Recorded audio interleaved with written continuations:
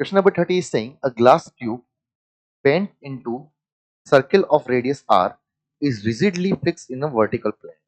The top ends open to the atmosphere.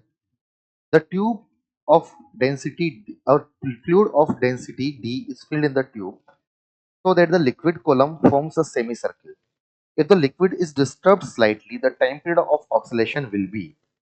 और simply हम लोग ऐसा मान लेते हैं कि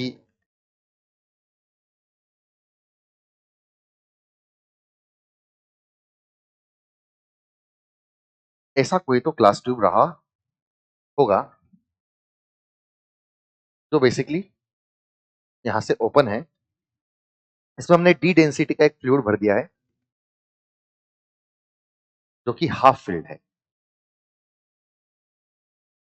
radius is basically are.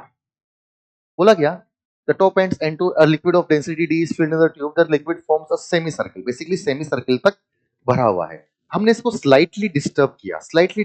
Suppose हमने इसको यहां पर डिस्टर्ब किया, इसको यहां से कंप्रेस किया तो ये साइड ऊपर उठ गया और ये वाला साइड सपोज लेट्स से नीचे आ गया। Now the fluid is still here only. Suppose हमने जो डिस्टर्ब किया उससे यहां angle theta, then this angle is also theta. तो बेसिकली जो लेंथ ऑफ ट्यूब डिस्टर्ब हुई which is nothing but r theta. Here is also length of the tube disturb is basically r theta. तो basically 2 r theta mass will accelerate the entire fluid.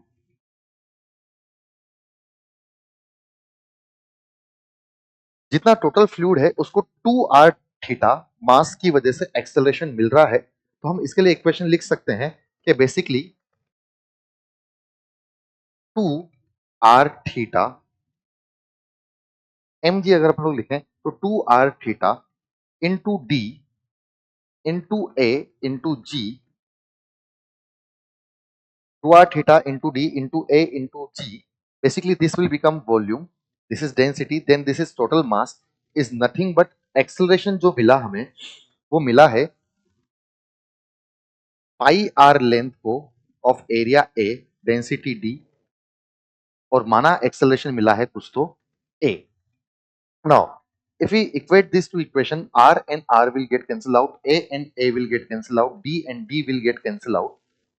Okay, then acceleration is nothing but minus 2g theta,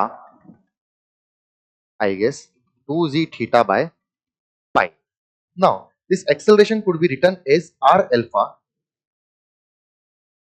then alpha will be nothing but minus 2g bar by pi r into theta. Now, this is equation of SHM only, angular SHM only, and where this alpha, this coefficient is basically k only.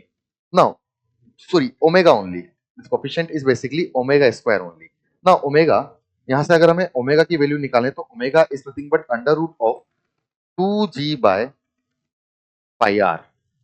अगर omega की value 2g by pi r है तो हमसे पूछा है यहाँ पर time period of oscillation. Then the time period of oscillation will be nothing but 2 pi by omega. Then it will be 2 pi into 2g by pi r की power 1/2। तो हम लोग यहाँ पर इसको अगर अंदर लेके जाएंगे तो basically it will become, did I make any mistake over here? Wait. It will be pi r by 2g power 1/2. If I'll take this into the square root, it will be 4 pi cube r by 2g raised to power 1/2. This will cancel out this by 2 times. So it will be 2 pi cube r by g raised to power 1/2. So 2 pi cube r by g raised to power 1/2. So option number D is the correct answer.